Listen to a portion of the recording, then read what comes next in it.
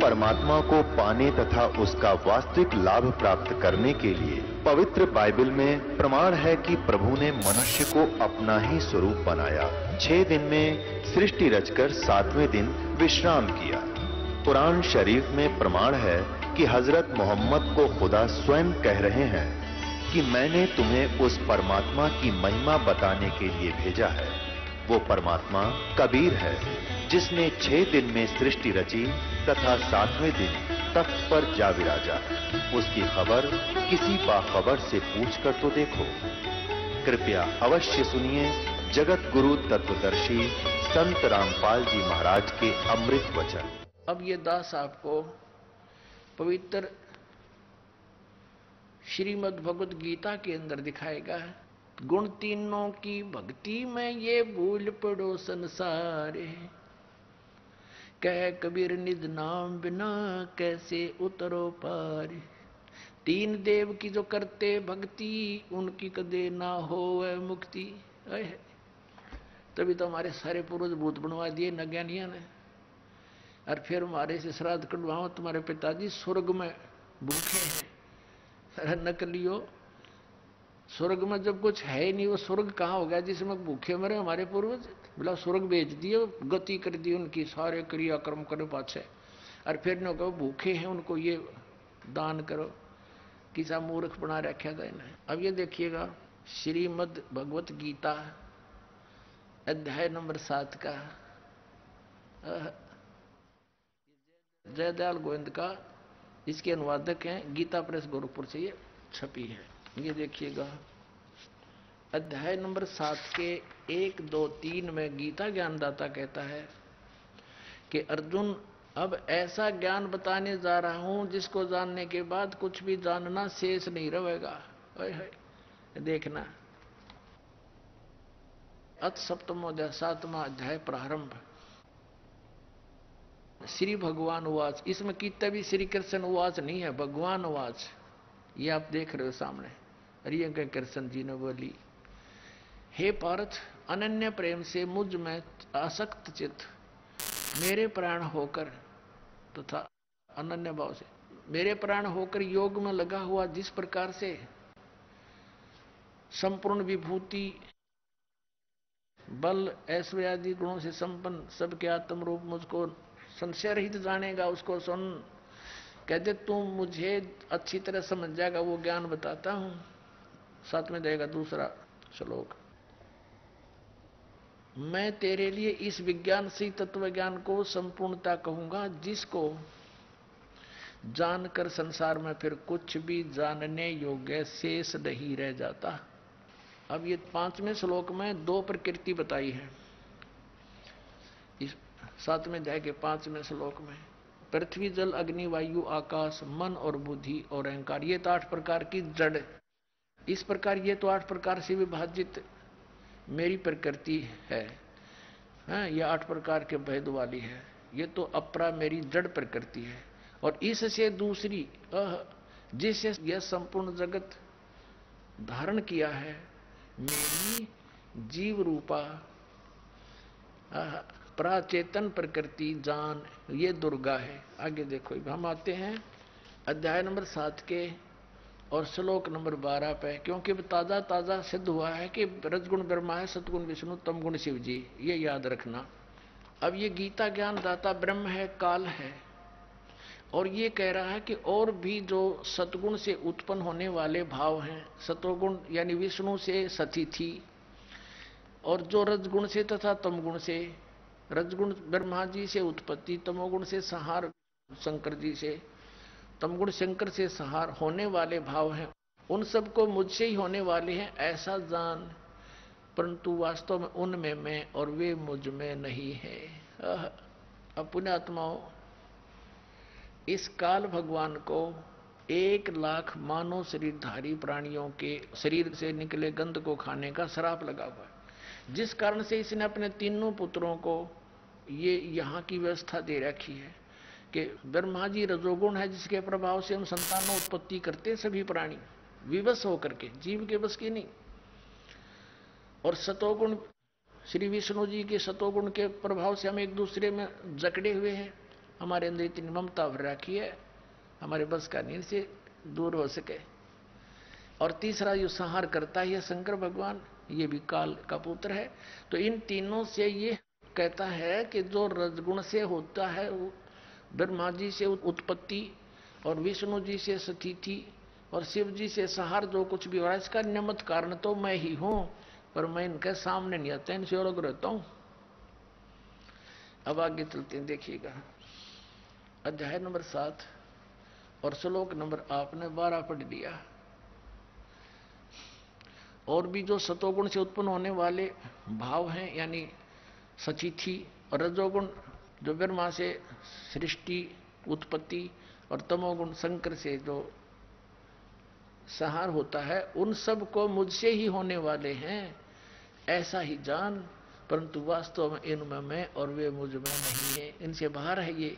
अब 13वें में कहा है कि गुणों के कार्य रूप सात्विक राजस और तामस, इन तीनों प्रकार के भाव से, यानी इन्हीं के ऊपर आसक्त ये सारा संसार प्राणी समुदाय मोहित हो रहा है, इन तक सीमित है, ब्रह्मा विष्णु महेश तक।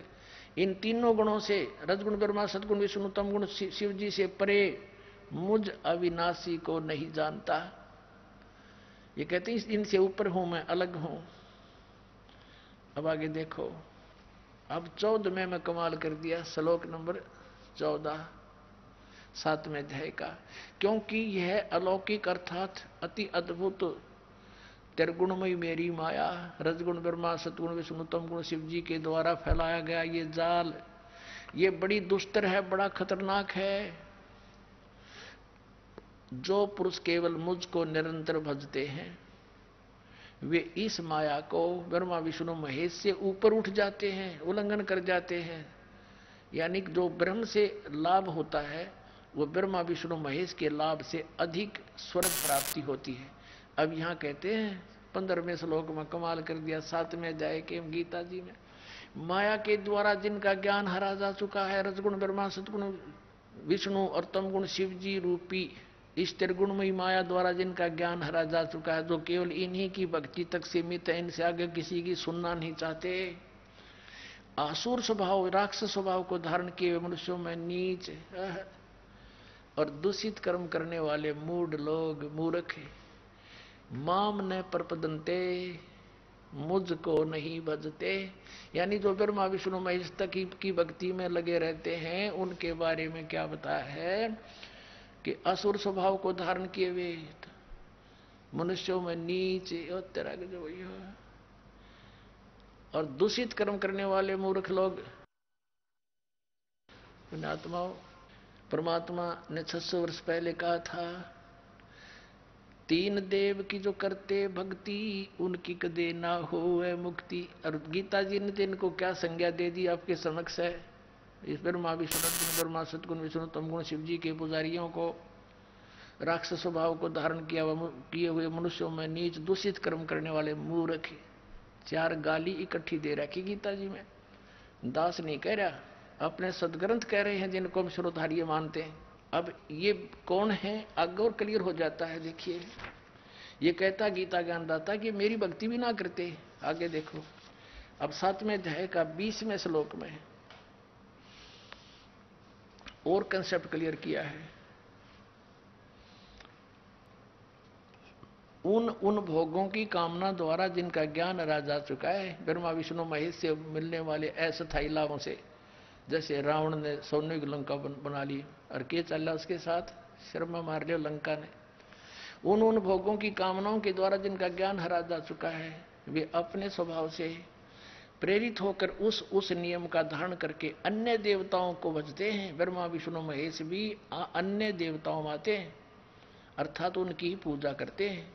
और 21 में क्या कहा, 7वें अध्याय के 21वें श्लोक, अब जो सकाम भक्त जिस देवता के स्वरूप को श्रद्धा से पूजना चाहता है, उस भक्त की श्रद्धा को मैं उसी देवता के प्रति स्थिर कर देता हूँ। मैं देता हूँ उनको, थोड़ा बहुत लाभ मिलता है तो मैं वहाँ फिट रखता हूँ उनको। कभी विष्णु के रूप में प्रकट हो जा, किसी के शिव जी के रूप में। अब 22 में क्या कहा है कि वह पुरुष उस श्रद्धा से युक्त होकर उस देवता का पूजन करता है, यानी ब्रह्मा विष्णु महेश की ही बारे में कहा है, और उन देवताओं से मेरे द्वारा ही विधान किए हुए उन इच्छित भोगों को निसंदेह प्राप्त करता है। यानी मैंने उनको थोड़ी सी पावर दे रखी है, उन्हीं से प्राप्त करता है थोड़ा बहुत। परंतु उन अल्प बुद्धि वालों का, मूर्खों का, उन अल्प बुद्धि मंद बुद्धि वालों का वह फल नाशवान है। ब्रह्मा विष्णु महेश के पूजने वालों का और देवताओं को पूजने वाले देवताओं को प्राप्त होते हैं और मेरे भक्त मुझको प्राप्त होते हैं। यही नड़ा दिया, चाहे जैसे भी भजे। ये अनुवाद करता की बकवाद है, मूल पाठ में नहीं है। इसमें मेरे भक्त मुझको प्राप्त होते हैं, इसने तो अपना बता दिया, मेरा ओम नाम है 8वें अध्याय के 13वें श्लोक में, और कुछ नहीं बजना। इन्हें कह दो जैसे चाहे बजे। अभी ना अपना डंगा केड़ा दिया, जैसे चाहे का अर्थ कर दिया। हरे राम हरे कृष्ण राधे राधे श्याम लादे, चाहे कुछ भी जाप कर ले उसी तो मिले। ये है अनुवाद कर्ता की बकवाद, अज्ञान सोच। और गीता में तो लिखा है 8वें अध्याय के 13वें श्लोक में, ओम इति एकाक्षरम ब्रह्म व्यवहारण माम अनुसमरण यह प्रयाति तदंदेहम सह्यति परमाम गतिम। मुझ ब्रह्म का केवल एक ओम अक्षर है, नथिंग एल्स। और जो इसकी साधना करता है, अंतिम सांस तक भक्ति करता हुआ जाता है, तो इस परम गति को प्राप्त होता है। ओम से कौन सी परम गति होती है? ब्रह्मलोक प्राप्ति होती है। और 8वें अध्याय के 16वें श्लोक में लिखा है कि ब्रह्मलोक पर्यंत भी ये पुनरावृत्ति में वहां गए हुए फिर वापस आते हैं, जन्म मृत्यु होती है। अब यहां प्रसंग चल रहा है अपने आत्माओं के इन तीनों देवताओं की भक्ति से क्या लाभ होता है। और ये शास्त्र विधिता का मनमाना आचरण है, तीनों देवताओं की भक्ति। आगे दिखाते हैं गीता जी अध्याय नंबर 16 के और श्लोक नंबर 23 में कहा है कि अर्जुन, जो शास्त्र विधि को त्याग कर मनमाना आचरण करते हैं, यानी जो पवित्र सदग्रंथों में वे ऑफ वर्शिप नहीं लिखी है, साधना की विधि, और उसके आधार से जो भक्ति करते हैं उनको कोई लाभ नहीं होता। देखिएगा, यह है श्रीमद् भगवद गीता अध्याय नंबर 16, श्रीमद् भगवद गीता अध्याय 16 का श्लोक नंबर 23। जो पुरुष शास्त्र विधि को त्याग कर अपनी इच्छा से मनमाना आचरण करता है, वह न तो सिद्धि को प्राप्त होता है, न परम गति को, और न सुख को ही। 24वें श्लोक में 16वें अध्याय के में कहा है, इससे तेरे लिए कर्तव्य और अकर्तव्य की अवस्था में जो कर्म करने चाहिए भक्ति के, जो ना करने चाहिए, शास्त्र ही प्रमाण है। किसी की दंत कथा पर विश्वास मत करना। ऐसा जानकर शास्त्र विधि से नियत यानी शास्त्रानुकूल कर्म करने योग्य है, कर्म ही करने योग्य हैं, यानी और कर्म नहीं करना। जो गीता में लिखा वही मंत्र जाप करना, उतनी ही क्रिया करना। अब श्रीमद् भगवद गीता में किसी भी मंत्र के जाप का प्रावधान नहीं है। 8वें अध्याय के 13वें श्लोक में गीता ज्ञान दाता कहता, मुझ ब्रह्म का केवल एक ओम मंत्र है, और इसकी साधना करोगे तो मुझे प्राप्त होगे, ब्रह्मलोक में चले जाओगे। 8वें अध्याय के एक मंत्र में अर्जुन ने पूछा कि प्रभु, आपने 7वें अध्याय के 29वें श्लोक में जिस तत्वरम के विषय में कहा है, वो किम तत्वरम, कि उसको जानकर फिर व्यक्ति जरा और मन से छूटने का प्रयत्न करता है और अन्य किसी वस्तु की डिमांड नहीं रखता, इच्छा नहीं रखता। वो किम तत्परम 8वें अध्याय के एक श्लोक में पूछा अर्जुन ने, उसका उत्तर दिया गीता ज्ञानदाता ने 3रे श्लोक में 8वें अध्याय के में, कि वो परम अक्षर ब्रह्म है। 8वें अध्याय के 5 और 7 में तो गीता ज्ञानदाता अपने विषय में बताता है, तो मेरी भक्ति कर और युद्ध भी कर, मुझे प्राप्त होगा। 8वें अध्याय के 8, 9, 10 श्लोक में उस परम अक्षर ब्रह्म के बारे में जानकारी बताई है कि उसकी भक्ति करेगा तो उसको प्राप्त होगा, जहां जाने के बाद फिर लौट कर कभी संसार में नहीं आते। अपने विषय में गीता ज्ञानदाता कहता 4थे अध्याय के 5वें श्लोक में और 9वें में, 2रे अध्याय के 12वें श्लोक में, 10वें अध्याय के 2रे श्लोक में, कि अर्जुन तेरे और मेरे बहुत जन्म हो चुके, तू नहीं जानता मैं जानता हूं। इसे सिद्ध है कि इसकी भक्ति करने वाले भी जन्म मृत्यु में रहेंगे। तो इसलिए इसने कहा कि 18वें अध्याय के 62वें श्लोक में कि तू सर्वभाव से उस परमेश्वर की शरण में जा, परम अक्षर ब्रह्म की शरण में जा, उसकी कृपा से तू परम शांति और सनातन परम धाम को प्राप्त होगा। 15वें अध्याय के 1 से लेकर 4 में और 16 और 17 में ये 3 पुरुष बताए हैं, सरपुरुष, अक्षर पुरुष और परम अक्षर पुरुष। सरपुरुष और अक्षर पुरुष ये तो व्यर्थ बताए हैं। उत्तम पुरुष तो अन्य परमात्मा इति उदाहरते 15वें अध्याय के 17वें श्लोक में कहा कि उसी वो है सर्वशक्तिमान परमात्मा, वो वास्तव में अविनाशी है, वही आप वास्तव में पूज्य है। और 15वें अध्याय के 4थे श्लोक में कहा कि तत्वदर्शी संत की प्राप्ति के उपरांत परमेश्वर के उस परम पद की खोज करनी चाहिए, जहां जाने के बाद फिर लौटकर कभी संसार में नहीं आते, और केवल उसी की भक्ति करो, अन्य की नहीं। अब यहां प्रसंग चल रहा है कि 16 में अध्याय के 23-24 में कहा है कि जो शास्त्र विधि को त्याग कर मनमाना आचरण करते हैं उनको कोई लाभ नहीं होता। और फिर ये कंसेप्ट क्लियर कर दिया 7वें अध्याय के 12 से लेकर 15 और 20 से लेकर 23 तक कि इन तीनों देवता रजगुण ब्रह्मा, सतगुण विष्णु, तमगुण शिव जी की पूजा करते हैं, ये इनका फल नाशवान है, ये मूर्ख हैं, राक्षस स्वभाव को धारण किए मनुष्यों में नीच दूषित कर्म करने वाले हैं। और यहां लिखा कि जो शास्त्र विधि को त्याग कर मनमानी पूजाएं करते हैं, इन तीनों गुण की पूजा आन उपासना के अंदर है, मनमाना आचरण है, उनको इष्ट रूप में पूजना ये पूजा कहलाती है, तो उनका कोई लाभ नहीं होता। अब 17वें अध्याय के प्रथम श्लोक में अर्जुन ने पूछा कि भगवान मान लिया आपकी बात कि जो शास्त्र विधि त्याग कर और मनमानी शास्त्र विरुद्ध साधना करते हैं उनका स्वभाव कैसा होता है, किस किस की पूजा करते हैं। इसमें बताया है कि जो शास्त्र विधि त्याग कर भी जो पूजा में लगे हुए हैं भोली आत्माएं, जो अच्छी आत्मा है, नेक आत्मा है, वो तो इन देवताओं की पूजा करते हैं, ब्रह्मा विष्णु महेश की। और दूसरे जो उससे निम्न स्तर के हैं वो पूजते भैरव भूत बेतालों को, जंतर मंत्र फू फा सेवड़े पेवड़े बनकर अपना जीवन नष्ट कर देते हैं। तो ये देखिएगा 17वां अध्याय आप पढ़ोगे जब समझ में आओगे। सप्तदशो 7वां अध्याय प्रथम श्लोक में पूछा, हे कृष्ण, क्योंकि अर्जुन तो उसको कृष्ण मान रहा था, जो मनुष्य शास्त्र विधि को त्याग कर श्रद्धा से युक्त हुए देव आदि का पूजन करते हैं, यानी ब्रह्मा विष्णु महेश की जो पूजा करते हैं, उनकी स्थिति फिर कौन सी है, सात्विक है अथवा राजसी है या तामसी है। अब ये काल बोला गीता ज्ञानदाता कहता है कि मनुष्यों की वह स्वभाव से उत्पन्न श्रद्धा सात्विक और राजसी और तामसी ऐसे 3 प्रकार की होती है, उसको मुझसे सुन। तीसरे में कहा है, हे भारत, सभी मनुष्यों की श्रद्धा उनके अंतःकरण के अनुरूप होती है, यह पुरुष श्रद्धा में, और इसलिए जो पुरुष जैसी श्रद्धा वाला स्वयं है वैसा भी वह वही वैसा ही है। अब यहाँ चौथे में बताया 17वें अध्याय के में कि सात्विक पुरुष अच्छी आत्मा देवों की पूजा करते हैं, है तो शास्त्र विरुद्ध, है तो कति अज्ञान व्यर्थ है वो भी, लेकिन ये तो सिर्फ न्यों बता रहा किसे आदमी किसकी पूजा करते हैं, किस स्वभाव के हुए, अच्छी आत्मा के हो देवी देवताओं की पूजा करते हैं, रजगुण ब्रह्मा सतगुण विष्णु तमगुण शिव जी तक इनकी पूजा करते हैं।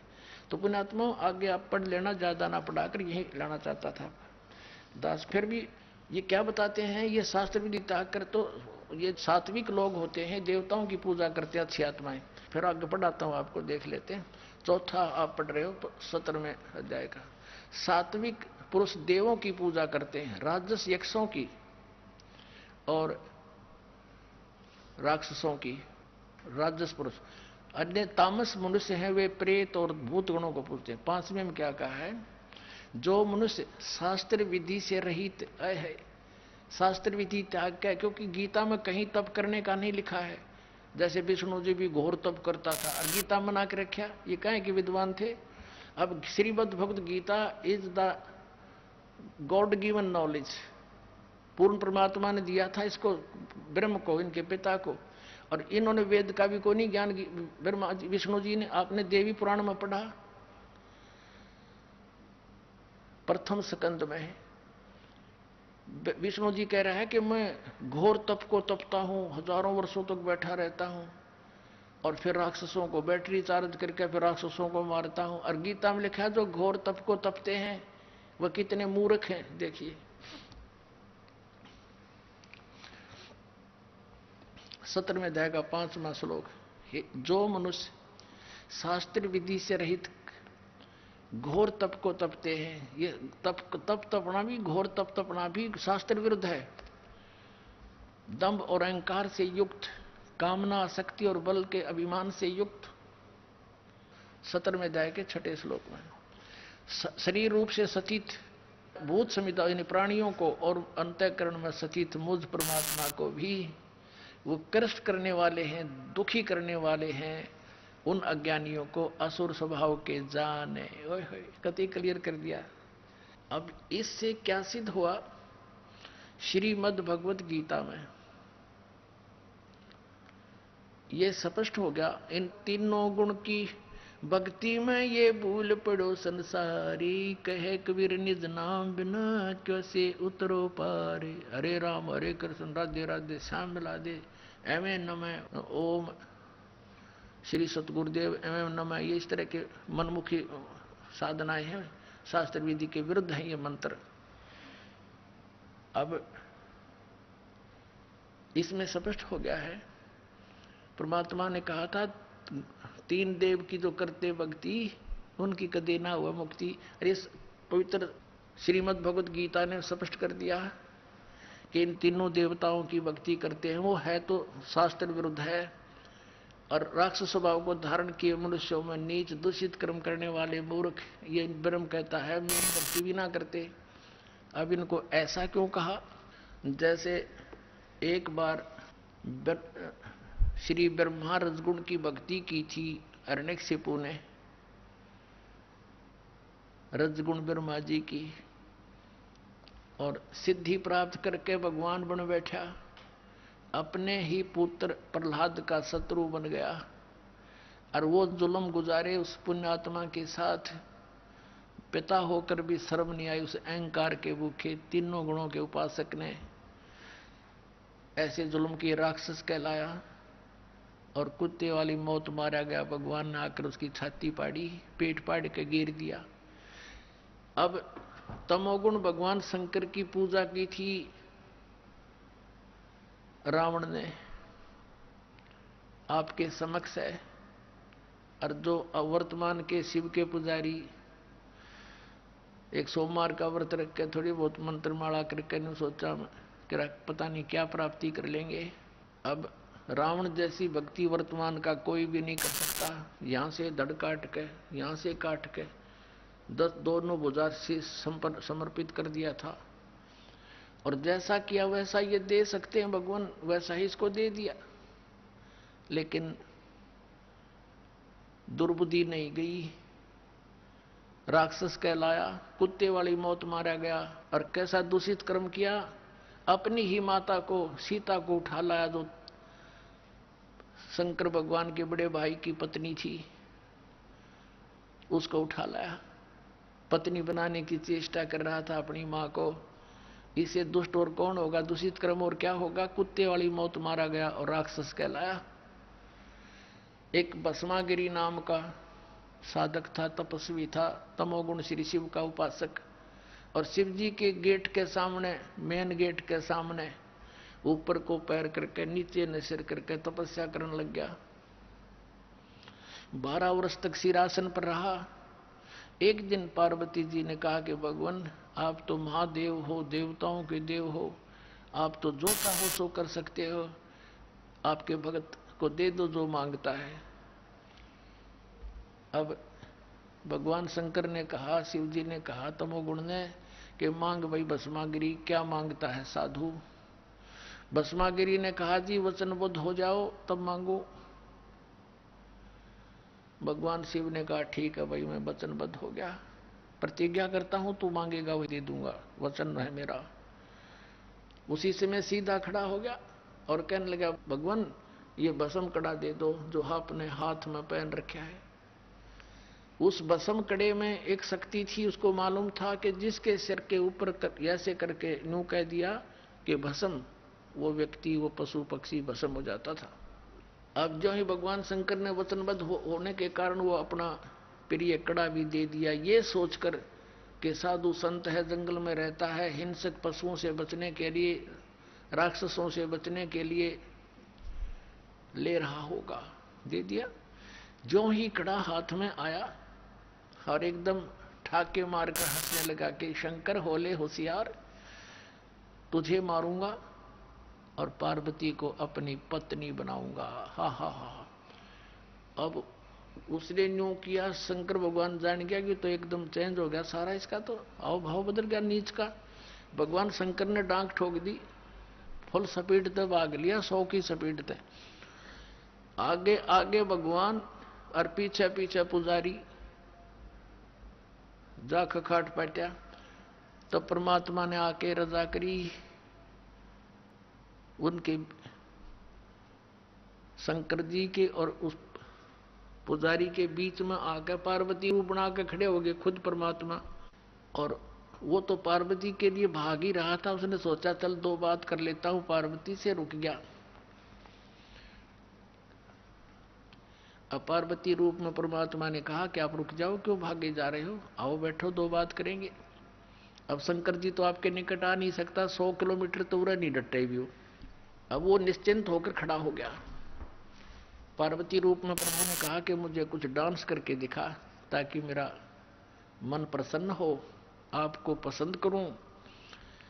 वो कहने लगा मैंने नाचना तो ना आता, मैं साधु संत, मैंने तपस्या की है। तो पार्वती रूप में भगवान ने कहा कि मैं सिखाती हूं तुझे, पहले डांस करके दिखा मुझे। इस हाथ को ऐसे कर, इस पैर को ऐसे कर, इसको ऐसे कर, इसको ऊपर ला, इसको नीचे कर। धीरे धीरे जिस हाथ में उसको कड़ा था वो सिर पर आ गया ना, तो उस बूढ़ी बूझ के जब कह दिया भस्म, वो भस्मा गिरी नष्ट हुआ। अब उस कड़े को लेकर विष्णु रूप धारण करके परमात्मा शंकर भगवान के से काफी आगे खड़े हो गए और कहा कहां दौड़ रहे हो। बोले नाथ कहां चले, शंकर जी कहां जा रहे हो, कि भाग ले विष्णु भाग ले, पीछे एक दुष्ट आ रहा है, उसने मेरे से धोखा किया है।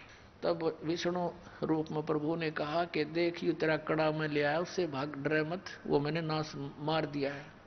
कि नहीं नहीं ये कोई और होगा, कि वही है, चिंता ना कर। दौड़ता दौड़ता पूछ रहा कैसे क्या कर दिया, कि मैंने उसको ऐसे ऐसे पार्वती रूप बनाया, उसके सामने खड़ा हो गया, उसको गंड हाथ नचा के, नाच नचा के, और उसको ऐसे किया जब वो मार दिया। शंकर भगवान ने कहा मुझे उसकी वो ऐसे दिखा दे, राख कहां सी जलिया है।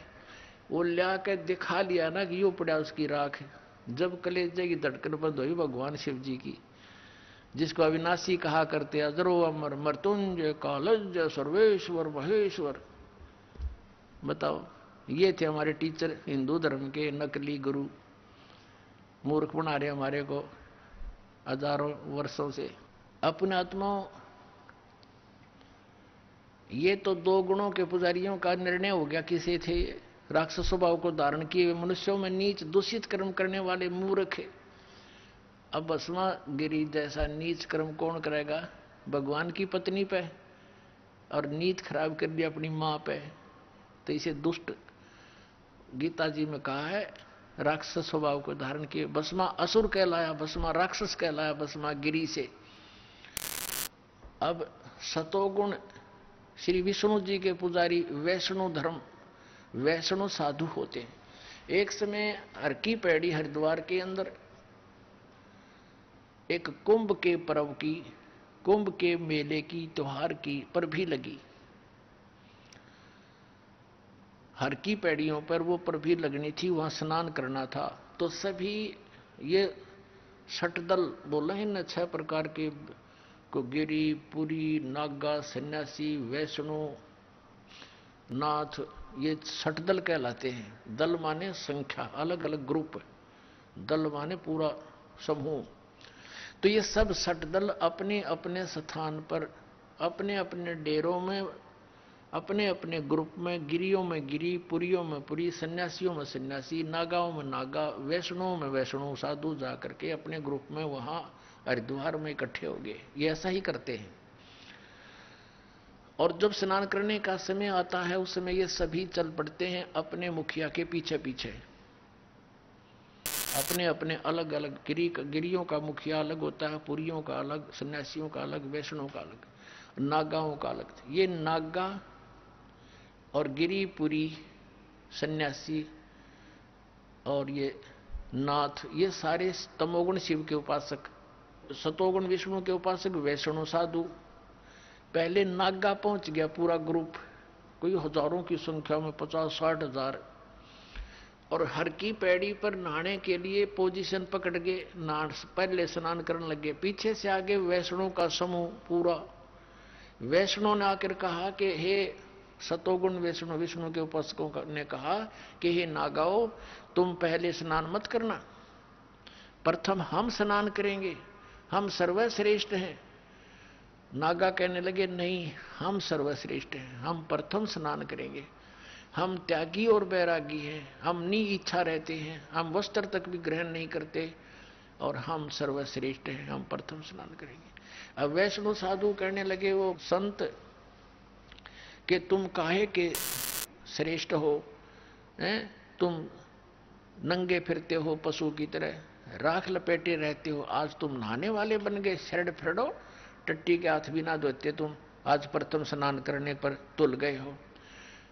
अब इतनी बात से वो क्षुब्ध हो गए, कौन? नागा। भगवान भूल गए, वो कुंभ का मेला की पर भी भूल गए, उल्टे फिर गए एकदम, और उसने उनके बाल पकड़ दिए, उसने उनके गुट्टम गुट्टा, फिर तलवार निकाल लाए, तीर मारे एक दूसरे के, पूरी छुरी घोंप देने, एक यानी बुड़के भर भर काट खाए, कत्लेआम कर दिया। 25,000 ये त्रिगुणोपासक कटका भर गए वहां हर की पैड़ी हरिद्वार के अंदर। होय होय। अब इसके विषय में सुख संवेद में कहा है, तीर तुपक तलवार कटारी जमदड़ जोर बदावे हैं, हर पैड़ी हर हेत न जाण्या वाजा तेग चलावे हैं, काटे शीस नहीं दल करुणा ये जग में साध कवावे हैं, जो जन इनके दर्शन को जावे उनको भी नरक पठावे हैं। ओए होए।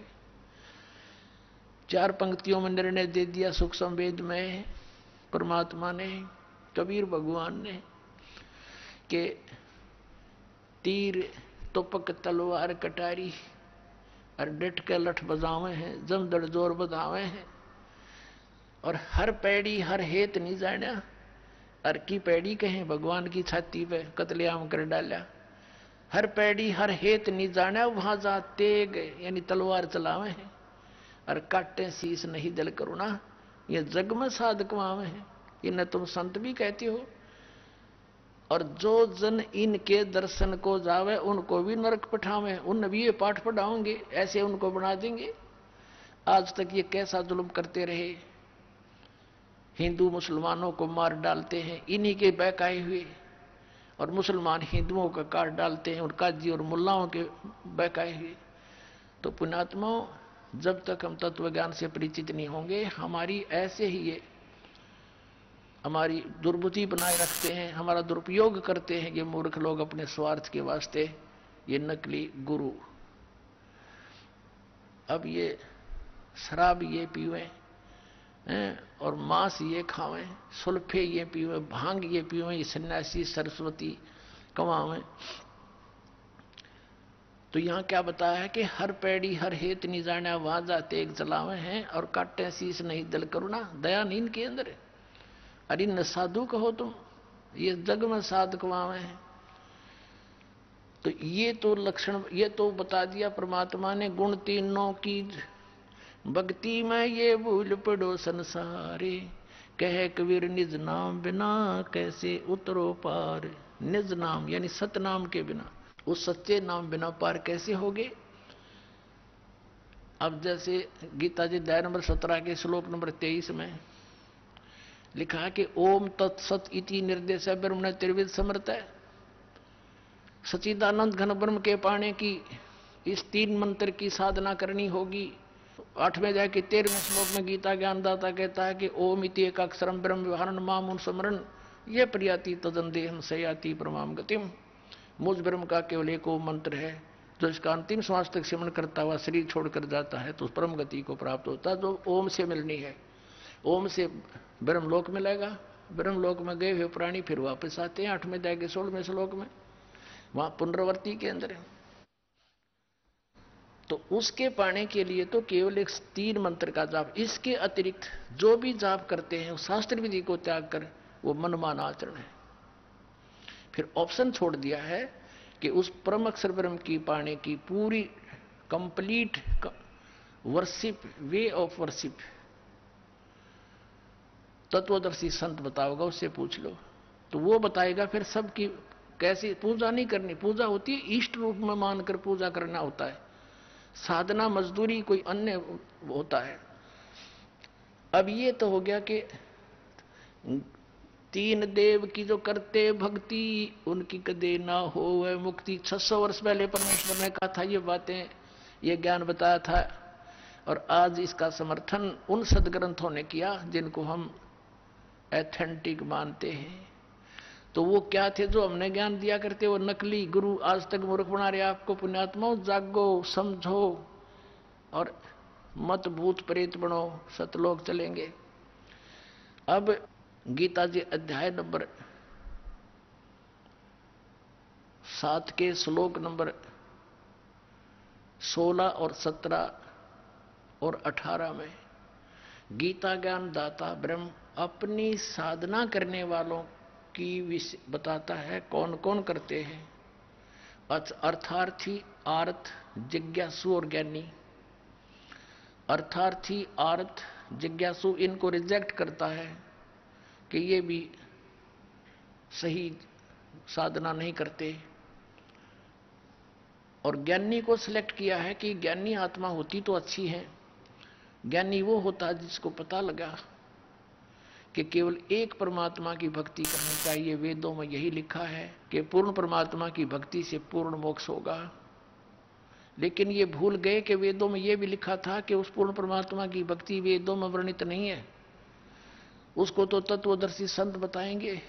लेकिन उन्होंने अब पे निष्कर्ष निकाल लिया, यजुर्वेद अध्याय नंबर 40 के मंत्र 15 से ओम नाम सिलेक्ट कर लिया पूर्ण परमात्मा का, जबकि वो 17वें श्लोक में 40वें अध्याय यजुर्वेद के खुद कह रहा है कि मेरा तो ओम ब्रह्म है, ओम मंत्र है बुझ ब्रह्म का, और वो तो परोक्ष है, पूर्ण परमात्मा तो ऊपर।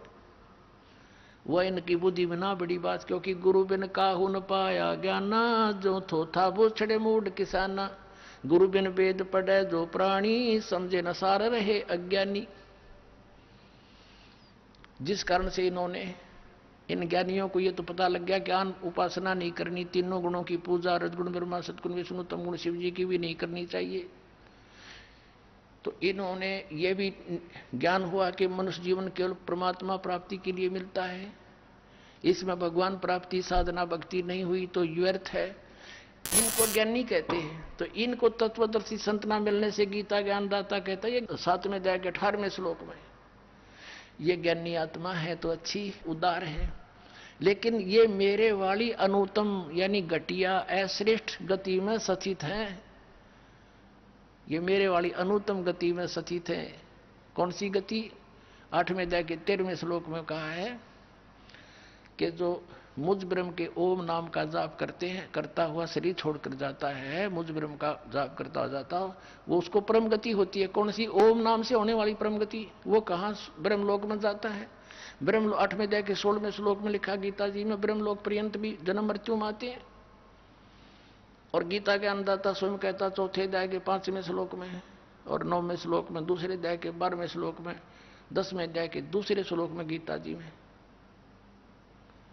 कि तेरे और मेरे बहुत जन्म हो चुके हैं, अर्जुन तो नहीं जानता, मैं जानता हूं। फिर जब तक जन्म मृत्यु है, फिर 18वें अध्याय के 62वें श्लोक में कहा कि इससे तेरे लिए होय होय, कहते तू सर्वभाव से उस परमेश्वर की शरण में जा जिसकी कृपा से तू परम शांति को, सनातन परम धाम को प्राप्त होगा, उसकी कृपा से ही। तो इससे सिद्ध हो गया कि गीता ज्ञानदाता से कोई और है सुप्रीम पावर, जिससे पूर्ण मोक्ष होगा। 15वें अध्याय के 4थे श्लोक में कहा कि तत्वदर्शी संत की प्राप्ति के पश्चात परमेश्वर के उस परम पद की खोज करनी चाहिए, जहां जाने के बाद साधक फिर कभी लौटकर संसार में नहीं आता, और केवल उसकी पूजा करो, अन्य की सब त्याग दो। अपनी भी पूजा को रिजेक्ट करता है वो, पूजा मान इष्ट रूप में मानना। तो यहाँ इन अज्ञानियों से, अनाड़ियों से कोई पूछता है कि गीता जी अध्याय नंबर 7 के श्लोक नंबर 18 में गीता ज्ञानदाता अपने से अन्य अपनी गति को भी अनुत्तम क्यों बताता है? तो कहते हैं उसका अर्थ अनुत्तम नहीं, सर्वश्रेष्ठ मानो, जिससे उत्तम कोई और गति ना हो, जिसको प्राप्त हो जाता है उसके बाद और कुछ जानना शेष रहता, इसलिए इसको अनुत्तम, वो अनुत्तम गति है। मूर्ख बना रहे।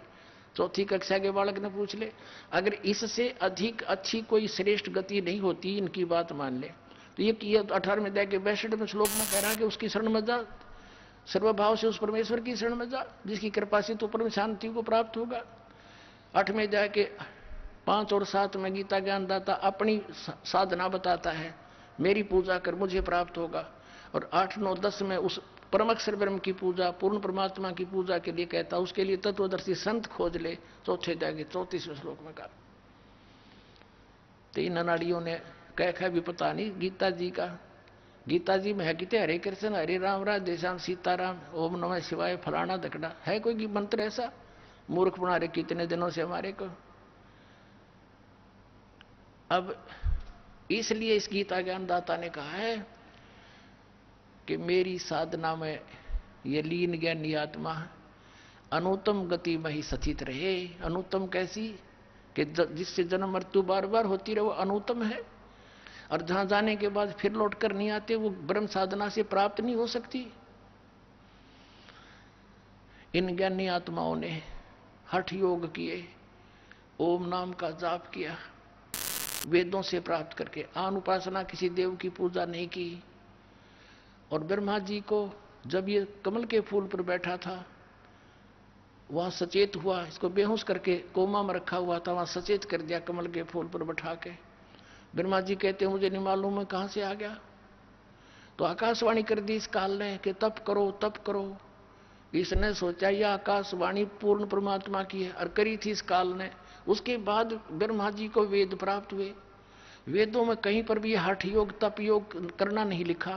तो इस ब्रह्मा के इस लोक वेद से कि मुझे आकाशवाणी हुई है तप करने की, हठ योग करने लग गई है। ओम नाम का जाप वेदों से ले लिया, हजारों वर्ष तक डले डोते रहे। गीता अध्याय नंबर 11 के श्लोक नंबर 47-48 में कहता, अर्जुन ये मेरा रूप जो तूने देखा, ये असली मेरा रूप है।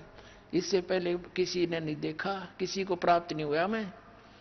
और मेरे इस रूप की प्राप्ति अर्थात मेरी प्राप्ति न वेदों वर्णित विधि से, न तप से, न जप से, न किसी क्रियाओं से कोई नहीं कर सकता। इति सिद्धम कि वेदों में वर्णित विधि ओम नाम से और जो भी साधना क्रिया करते हैं यज्ञों से परमात्मा प्राप्ति नहीं से कुछ अन्य लाभ हो जाते हैं।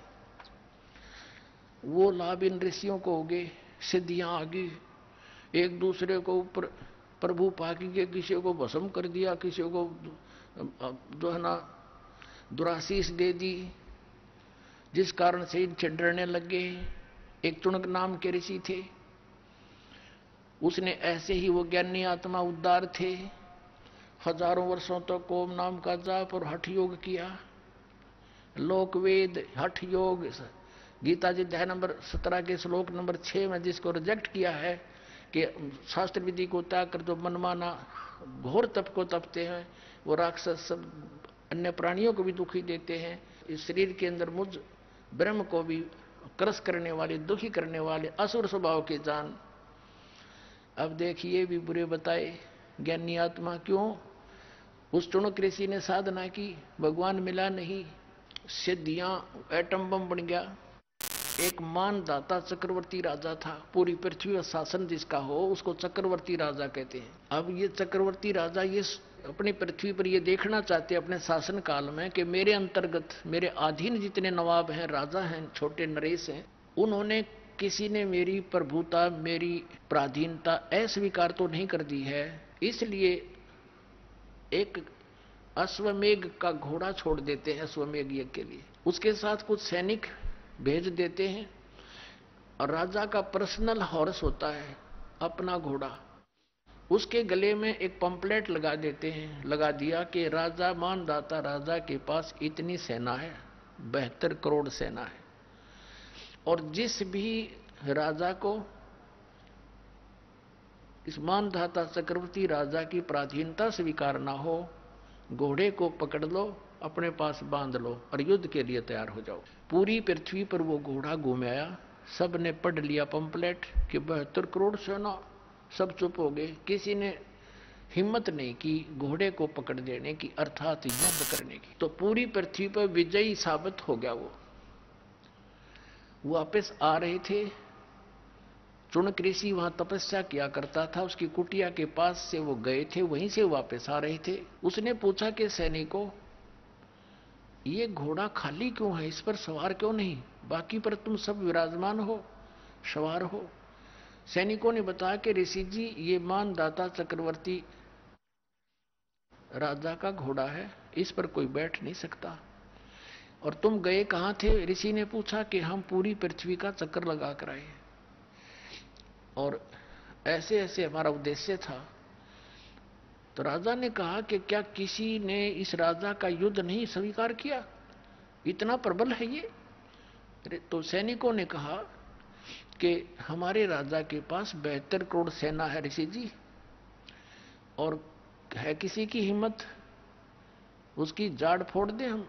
अब ऋषि ने सोचा, देखो बदकाल के हाथ में, पहले तो इनको एटम बम बनाता सिद्धियों से, गलत साधना शास्त्र विधि रहित मनमाना तप तपवा के, जैसे विष्णु जी कह रहे थे देवी पुराण में कि मैं पहले तो घोर तप को तपता हूँ और फिर बैटरी चार्ज हो जा सिद्धि आ जा, फिर राक्षसों से लड़ता हूँ, उन नरे राक्षसों को मार डालता है उसके बैड अकाउंट में हैं, और फिर जब ये विष्णु पद से रहित होगा, मरेगा, फिर इसको कुत्ते की योनि में, होय होय।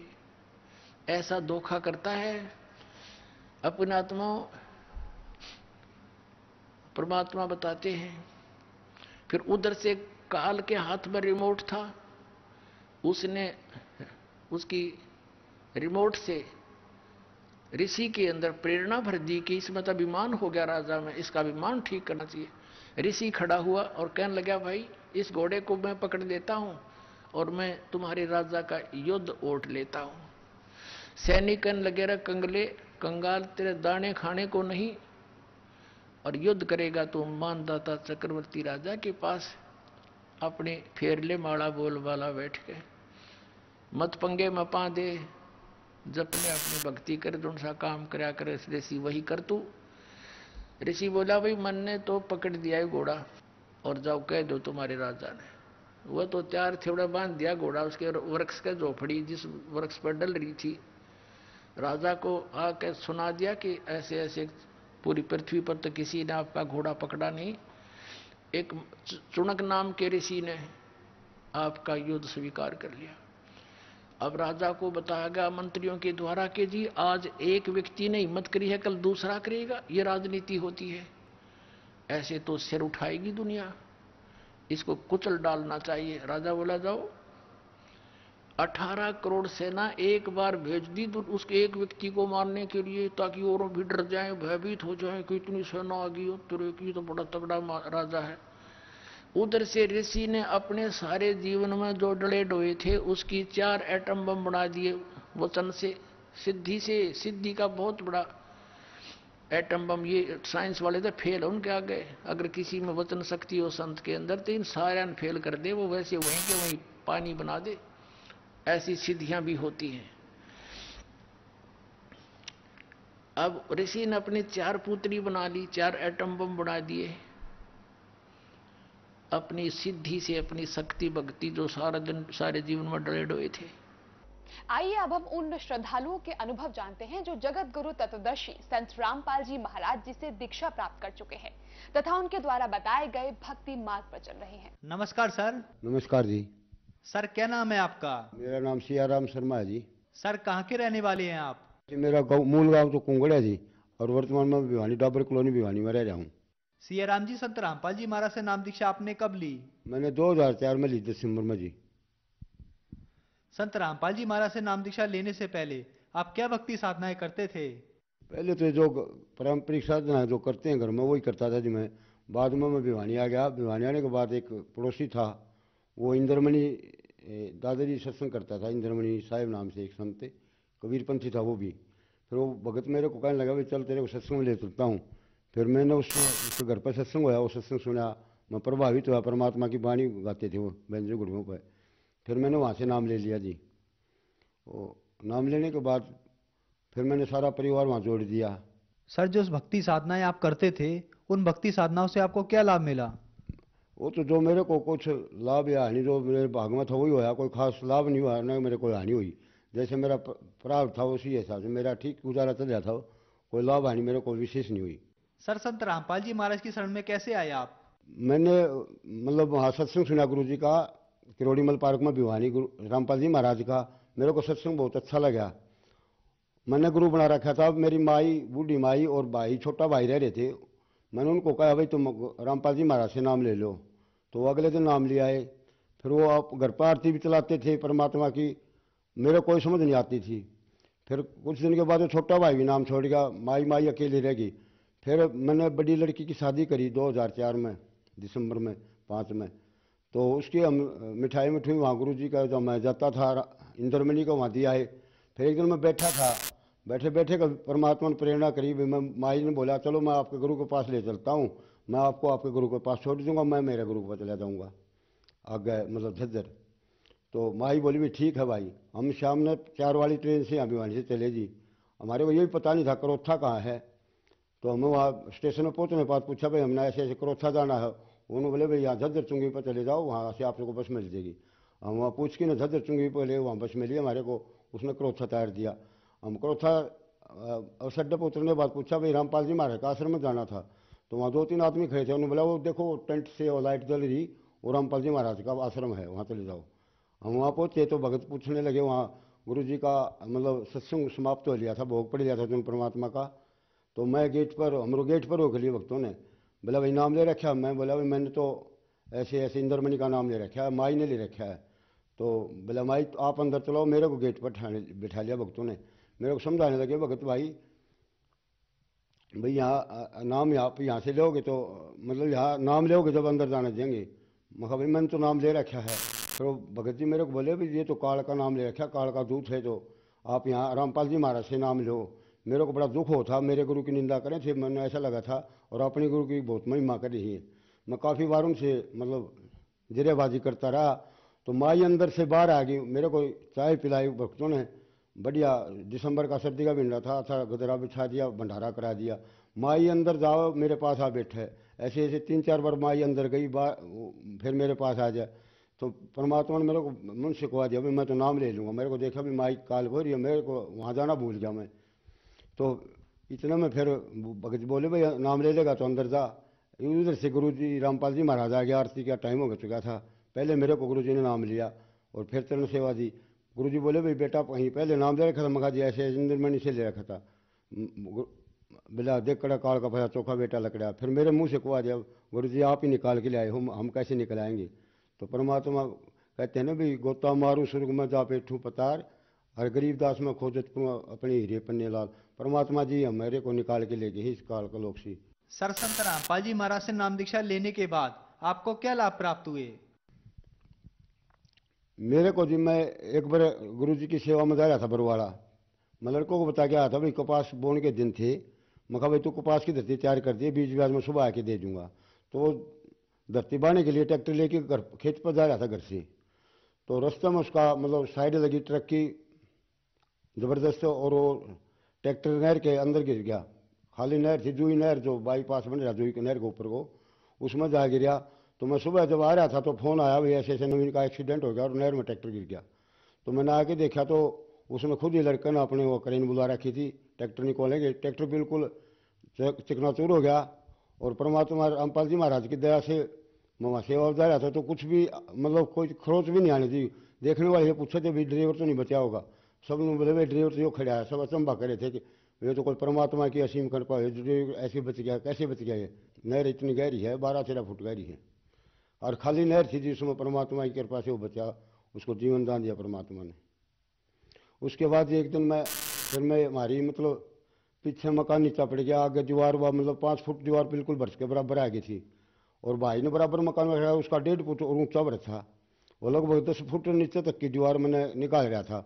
मैंने 12 फुट का टुकड़ा ऐसे खाली कर लिया और वो कभी 1.5 फुट बाकी रह रहा था। जब भी 6 फुट बराबर से रेत कटकी ने मेरे ऊपर आ पड़ा, मतलब मेरे सिर पर 5 फुट रेत था। और लगभग 1 घंटा 5 मिनट में मेरे को निकाला।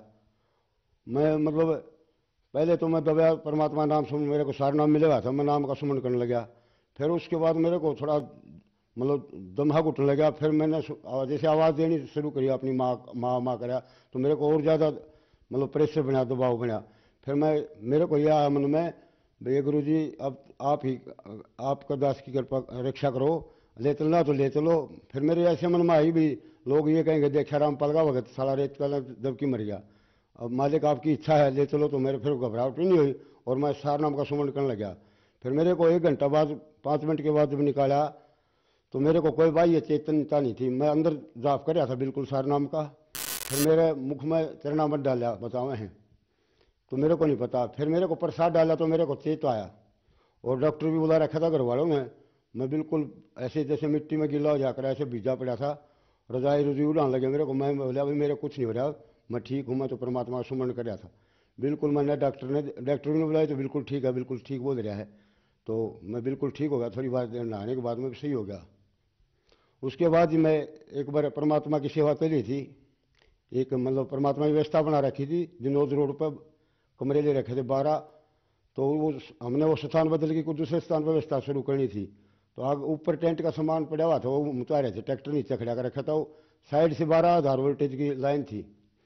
तो वो भगत तो एक आके बोला भाई भगत जी चलो आप भी जवान जवान लड़के लग रहे हैं, आप थोड़ा ध्यान रखेंगे। तो मैं भी उस रामफल भगत के साथ, और वो भगत लग रहे थे 5-4 जवान लड़के, मैं उनके साथ वो पाइप उठवाने लगा टेंट के। तो 11,000 वोल्ट के मेरे को पता नहीं लगा कब वो तार उससे टच हो गया। तो वो बता रहे थे बाद में, मेरे को तो ये नहीं पता कब क्या हो गया मेरे साथ। तो रामफल भगत जी बता रहे थे कि भाई सारे तारम भड़ाट बैठ रहा था, तेरा शरीर पूरा चस रहा था। और फिर थोड़ी इतना मैंने सोचा भाई इससे क्या करूँ, इतनी बार मैं तो मेरा सिर लगा सतपा की जी। और मेरे को आँख ठहर गई, वो मेरी बता रहे थे वो आप ऐसे हो गए बिल्कुल काले, और आपकी आँख ठहर गई, आप खत्म हो चुके थे। फिर रामफल भगत जी ने मेरे मुंह पर हाथ रखी ने गुरु जी का जयकारा लगाया, संत रामपाल जी महाराज की जय। संत ऐसे तीसरी चौथी बार बोले तो मेरे को चेतनता आई। मेरा ऐसा हुआ जैसे सुपनम दब जाकर मेरे ऐसे हरदम हलचल सी हो कि न। और फिर मैंने भी गुरु जी का जयकारा लगा, बंदी छोड़ सतगुरु रामपाल जी महाराज की जय। और फिर उन्होंने मेरा हाथ पकड़ के खड़ा कर लिया और मेरे को धीरे धीरे पैड़े से उतारा, और मैं बिल्कुल फिर थोड़ी बार में ठीक हो गया। भगत कहते थे भाई चल तेरे को करंट लगा डॉक्टर के लिए, मैं बिल्कुल ठीक हूँ मालिक की दया से, मेरे को अब कुछ नहीं है।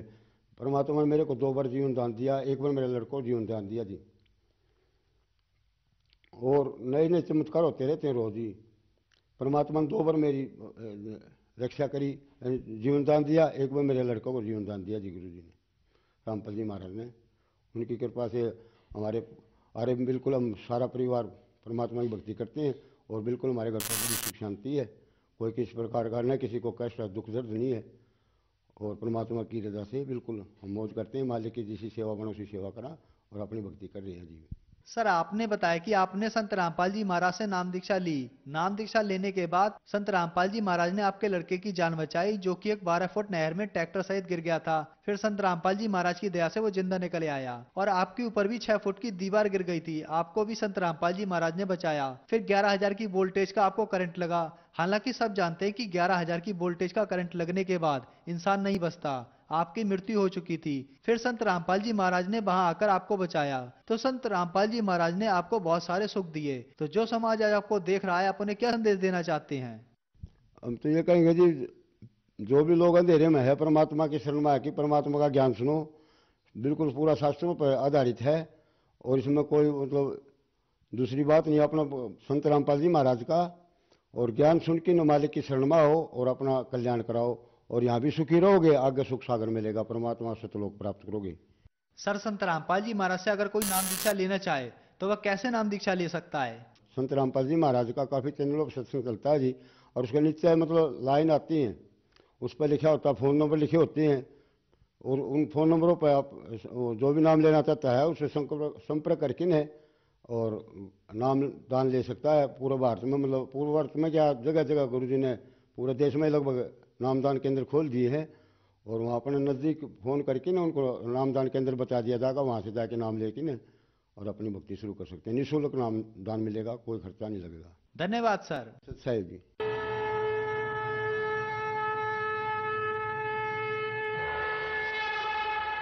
आप सुन रहे थे जगत गुरु तत्वदर्शी संत रामपाल जी महाराज के